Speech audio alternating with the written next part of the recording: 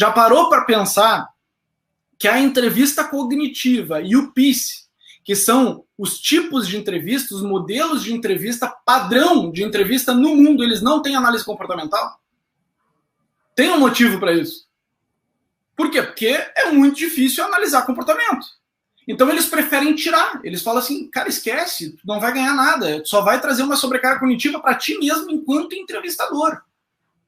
É muito melhor saber fazer a pergunta correta, criar o rapport, do que ficar buscando sutil vazamento no corpo de um entrevistado, por motivos inúmeros.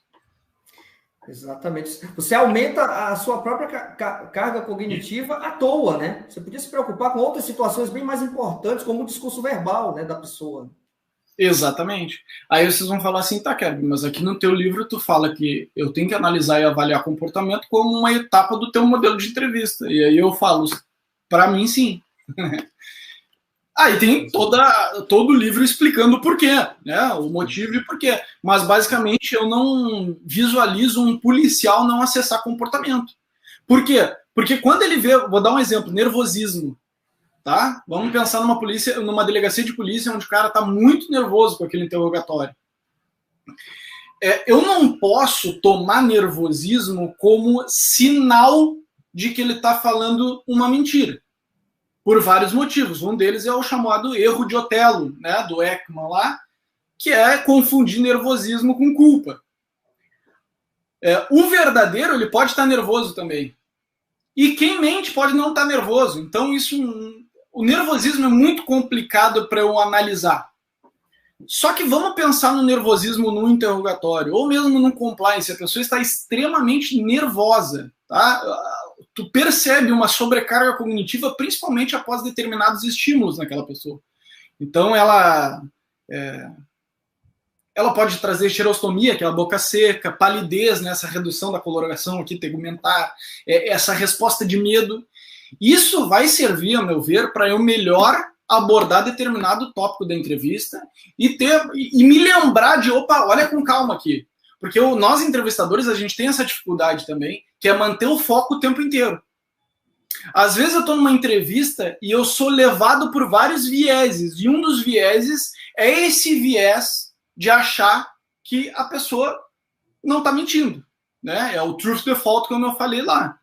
Esses vieses, quando eu vejo nervosismo na minha frente, eu vou lutar contra ele e vou dizer assim, não, peraí, faz uma entrevista boa e com calma, porque essa pessoa está muito ansiosa, ela está muito nervosa. Então, cara, como é que eu vou ignorar isso? Não tem como ignorar.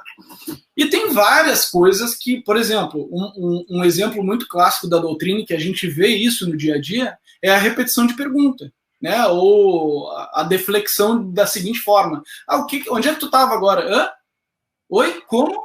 Como é que eu vou ignorar isso? É claramente uma sobrecarga cognitiva, um tempo para pensar, uma disfluência verbal atrelada a um vazamento. Eu não tenho como ignorar isso, na minha opinião. E é por isso que depois a gente vai falar do Hope, que é esse modelo que eu criei de entrevista para tempo real mesmo.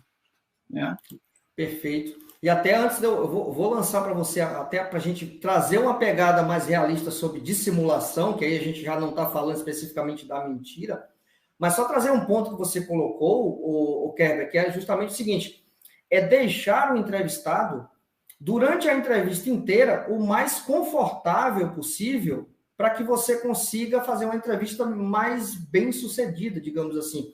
Porque se a pessoa, e aí eu estou falando de vítima, de um informante, de uma testemunha, ou do principal investigado até, se ele estiver nervoso do início, lá no small talk, né, você está fazendo ali o balizamento, como se diz que a gente vai falar de baseline ali, mais para frente. Mas lá na baseline o cara está nervoso, e lá no final o cara ainda está nervoso, a sua entrevista foi ruim.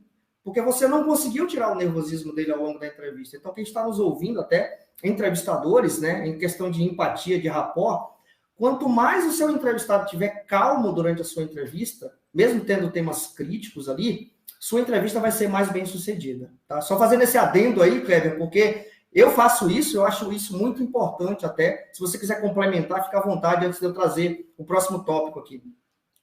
Então, a análise comportamental é o menos dos importantes, vamos dizer. Se tu fosse me perguntar o que é mais importante numa entrevista, a meu ver, é a conexão interpessoal. Então, não é o tipo de pergunta, não é análise comportamental, não é estabelecer ou não uma baseline, não é nada disso. Para mim, o mais importante é realmente estabelecer essa conexão, porque se a pessoa estiver totalmente fechada numa entrevista do início ao fim, eu não consigo evoluir. Na polícia ostensiva acontece muito um negócio chamado, um negócio assim, ó, por que está fazendo tanta pergunta? O entrevistado ele pode falar assim. Ele geralmente isso acontece porque a pessoa está ainda desconfortável com uma abordagem. Sim. Né? E aí eu tenho formas de tentar driblar isso. Por isso que uma das etapas que eu trago para o meu modelo de entrevista, que eu falo muito no livro, é a complementação. A complementação eu vou tentar deixar de uma forma bem simples. Tem modelos circunflexos, é um negócio muito teórico, assim. Mas, basicamente, vamos traduzir isso para o nosso dia a dia.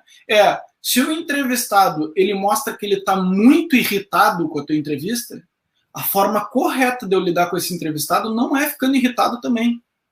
É complementar o comportamento dele. Ele está muito irritado, é como se fosse um tapa de luva.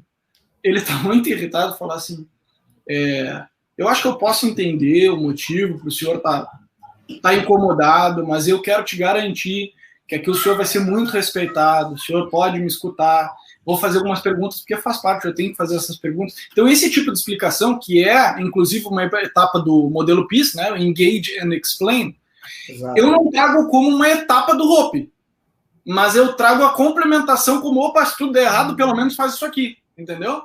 Exatamente. Perfeito. Perfeito.